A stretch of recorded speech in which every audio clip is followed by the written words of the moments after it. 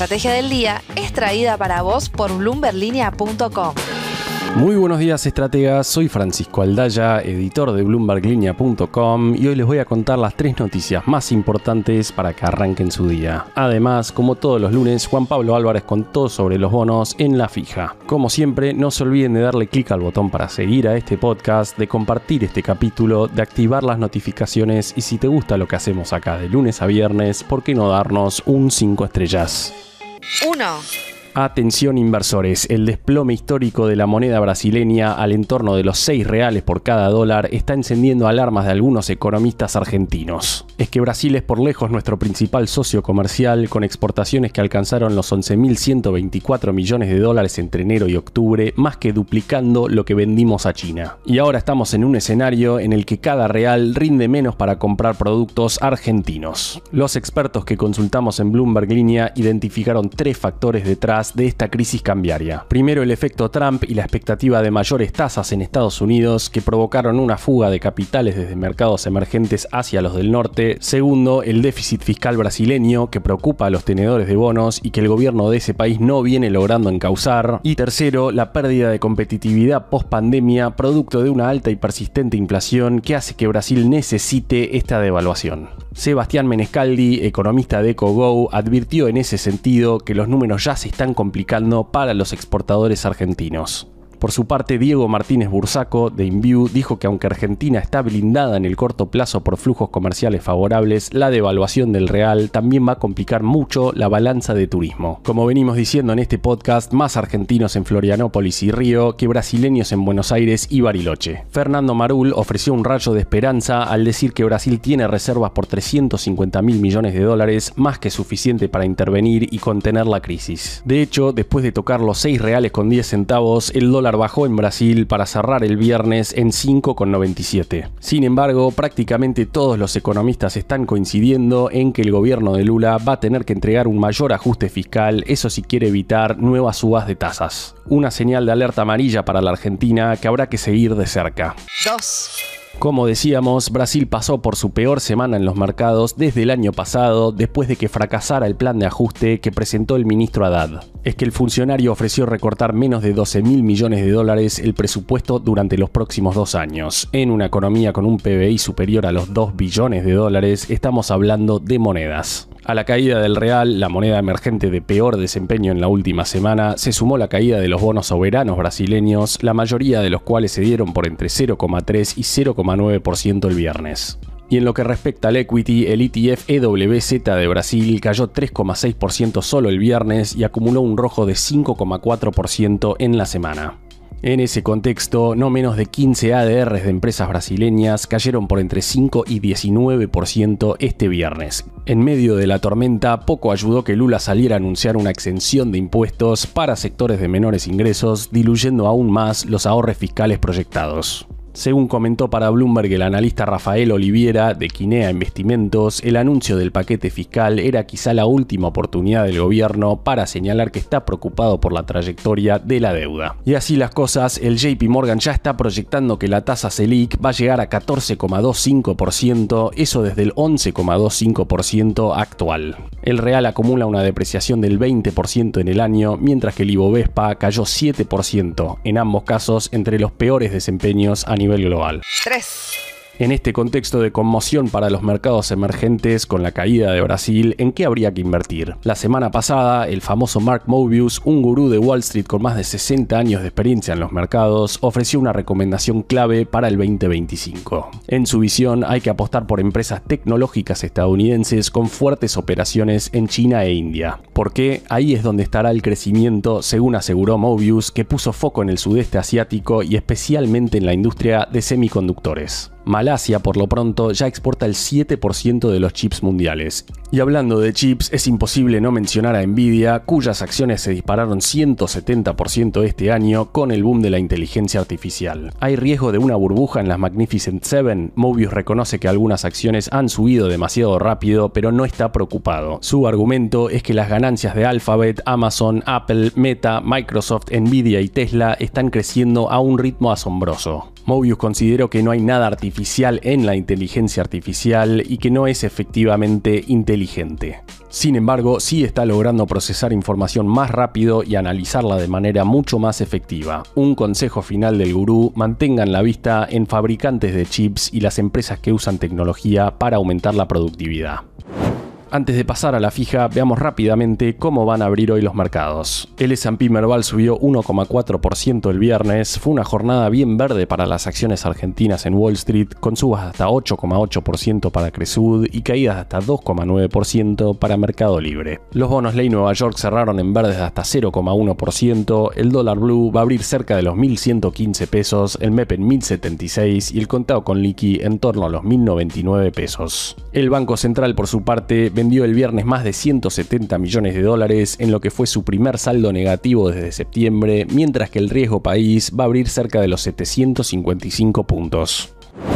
Y ahora, Juan Pablo Álvarez, contanos todo lo que está pasando en el mundo de los bonos. Buenos días, inversores. Vamos a hablar de bonos. Tuvimos una semana de bastante quietud en la renta fija argentina en dólares y los bonos estuvieron lejos de las alzas a las que nos habían acostumbrado. Aún así, no creo que ningún inversor se queje, ya que el riesgo país empezó noviembre en 984 puntos y lo terminó en 755. Pensemos que en los 11 meses que transcurrieron de 2024, el ETF de bonos emergentes, es decir, el EEM, subió cerca de 9%, mientras que los bonos argentinos subieron en promedio un 85%. En tanto, El Salvador, que es el país latinoamericano que está inmediatamente arriba de Argentina en una virtual tabla de posiciones de riesgo país con 418 puntos, logró por segunda vez en el año una recalificación positiva de la agencia Moody's. Esta empresa elevó la nota a B3 desde CAA1, reflejando las perspectivas mejoradas de crecimiento e inversión debido al avance en la situación de seguridad del país gobernado por Nayib Bukele. Veremos si Argentina logra tener catalizadores que empujen aún más a los bonos. En cuanto a esto último, quienes miran la sostenibilidad social de las reformas de Javier Milei pueden respirar con cierta tranquilidad, al menos por estos días, ya que las encuestas vienen dándole muy bien al gobierno. De hecho, el índice de confianza de gobierno que elabora la Universidad Torcuato Di Itela está en máximos para un gobierno a esta altura de la gestión. Otro dato tranquilizador para quienes miran estas cuestiones es que la Libertad Avanza volvió a bloquear el quórum en la Cámara de Diputados en una sesión que buscaba dar de baja el decreto que le permite al gobierno flexibilizar el manejo de las negociaciones de la deuda en dólares. No obstante, no hay que descuidarse en un mundo que puede volverse más impredecible con la llegada de Trump y con nuestro principal socio comercial, es decir, Brasil, sufriendo la pérdida de valor de su moneda. Ahora bien, para quienes están bullish, menciono algo que salió en el último informe de la consultora Quantum Finanzas y cito textual: en la hipótesis que el riesgo país bajase a 500 puntos básicos, el GD35 podría tener una ganancia de capital del orden del 15%. Es decir, y esto lo añado yo, una suma nada despreciable si tenemos en cuenta que estamos hablando de un eventual spread soberano que estaría a un 80 puntos por encima del que tiene El Salvador. Si pasamos a lo que tiene que ver con los pesos, hay que recordar que en la última semana el Tesoro volvió a lograr financiamiento neto positivo, ya que en la última licitación del mes se adjudicaron 5,81 billones de pesos, lo que implicó un rollover de 112%. Frente a ello, el secretario de Finanzas, Pablo Quirno, destacó que esta colocación permitió extender plazos y reducir costos de financiamiento. Los depósitos en pesos del Tesoro en el Banco Central subirán 1,59 billones, ya que parte de los vencimientos se pagaron previamente. La demanda estuvo concentrada en los instrumentos a tasa fija, que explicaron más del 75% del financiamiento. Última mención al mercado local antes de hablar con nuestro entrevistado, y perdón si los aburro con este comentario que ya vengo haciendo, pero en Argentina sigue imparable el boom de colocaciones corporativas en dólares, aprovechando un poco el blanqueo y otro poco la casa en el zoológico que permite el cepo. Como señala Delfos Investment, las empresas aprovechan los flujos de capital generados por el blanqueo para buscar financiamiento en el mercado. Esta semana destacaron las emisiones de MSU Energy, Telecom y Superbill. Este último colocó bonos en dólar MEP a 6 meses con una tasa anual de 4,7%, lo que representa representa un spread de aproximadamente 50 puntos básicos sobre la tasa del tesoro estadounidense. Para la próxima semana se esperan nuevas emisiones importantes como la de Banco Galicia, que buscará captar $400 millones con un bono a 6 meses, cuya tasa se estima que será ligeramente inferior a la de Superbill. Además, Vista Energy planea emitir hasta $700 millones, ampliable desde un monto inicial de $500 millones. Y ahora vamos a hablar con un experto de mercado, como nos gusta hacer en esta columna. Estamos en contacto con Fernando Marengo, quien es economista jefe de Black Toro. Buen día, Fernando. Arranco la nota pidiéndote que me cuentes cómo estás viendo la deuda estadounidense y dónde ves valor en ese mercado. La economía americana, con el desequilibrio fiscal que tiene, con una economía en pleno empleo y con la victoria de Trump en las últimas elecciones presidenciales, manejando tanto la Cámara Alta como la Cámara Baja, empieza a generar mucha incertidumbre sobre la posibilidad de que vaya a haber un ajuste fiscal como el que necesita la economía americana. Y esto lo que empezó a hacer es aplanar la curva, subiendo la tasa de interés en los tramos más largos. Claramente esto es la incertidumbre que tiene el mercado respecto a cuál va a ser la evolución futura de la tasa de inflación, o mejor dicho, por ahí dudas que se la pueda seguir bajando como viene de los máximos de los años anteriores. Y en esa línea, claramente, el tramo más corto de la curva, si uno piensa que la tasa de inflación va a tener alguna resistencia a la baja y que la Fed va a seguir con niveles de tasa alta, en el tramo corto seguir haciendo carries resulta interesante, pero también en el tramo largo, digamos, hay un trade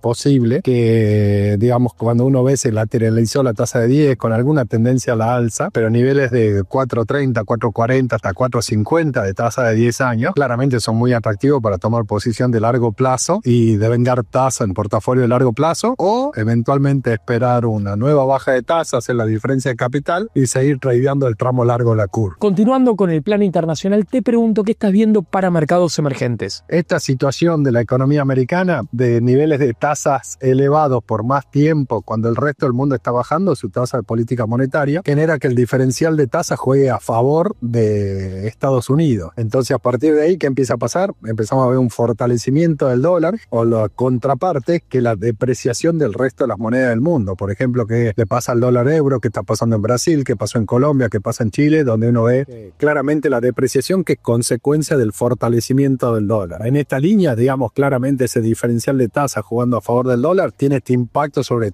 tipos de cambio, y en ese momento en los países que tienen tipo de cambio administrado o flotación de tipo de cambio, todo lo que son las curvas de moneda soberana, bueno, son menos atractivas, al mismo tiempo que la curva en moneda de dólares se empiezan a ver resentidas, porque ante el diferencial de tasa, claramente tasa de retorno ajustada por riesgo luce más atractivo a Estados Unidos que el resto del mundo. Te pido ahora un análisis sobre la deuda argentina hard dólar y sobre qué posicionamientos te resultan más interesantes. Cuando uno piensa en la situación puntual de Argentina, de la curva de dólares, claramente tuvimos una compresión de spread muy grande. El riesgo país, si uno toma de niveles de 2.500 o hace un año 1.500, abajo de 750 puntos básicos, significó una fuerte alza en el precio de los bonos. Si tomamos la L30 con suba de más de 100% en dólares en el último año, claramente lo que empieza a aparecer es lo que se llama un riesgo asimétrico. Si uno dice que un bono argentino a 10 años empieza a tradear como un bono colombiano, que es el siguiente país con,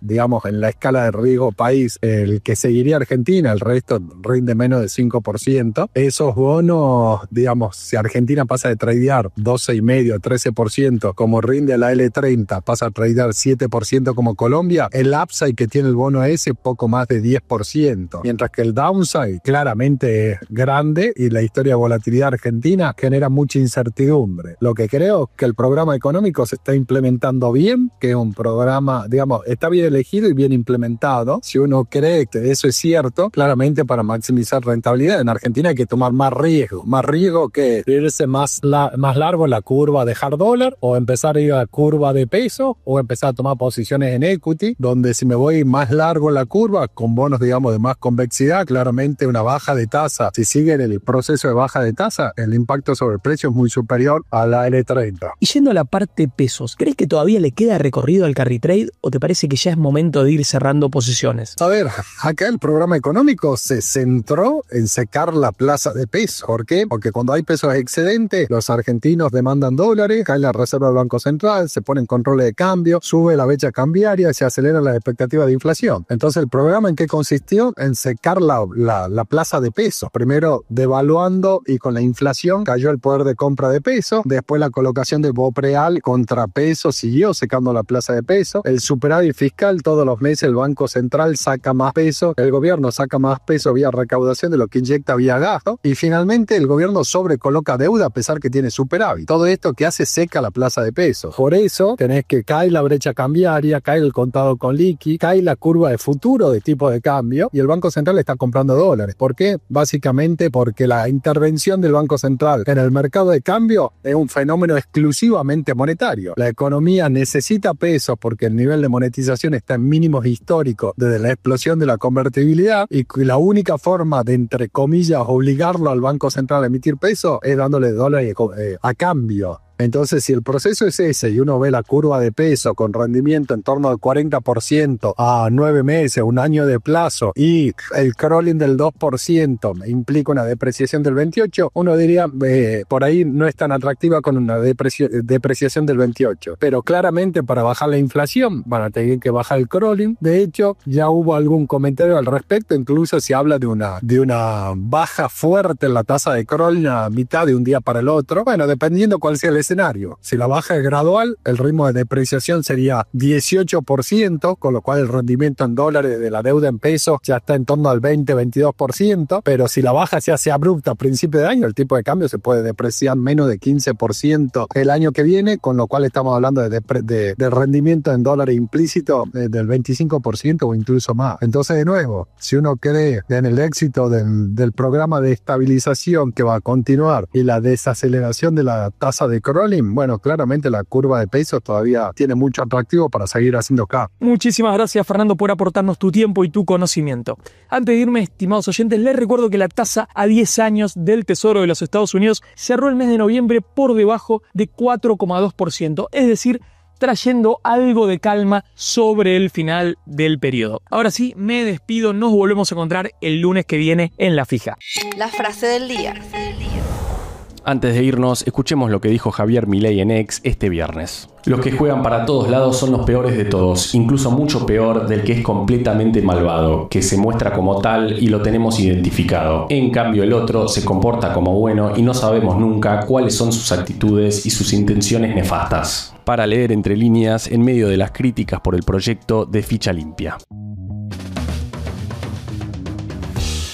Esto fue un nuevo capítulo de la Estrategia del Día Argentina. Yo soy Francisco Aldaya, editor de Bloomberg Línea, y me podés seguir en X en @franaldaya. No se olviden de darle clic al botón para seguir a este podcast y a la campanita para que se enteren al instante cada vez que sale un capítulo de lunes a viernes. Espero que tengas una gran jornada productiva. Esto fue La Estrategia del Día Argentina, escrito y narrado por Francisco Aldaya. Producido por Arturo Luna y Daniela Hernández. Que tengas un día muy productivo.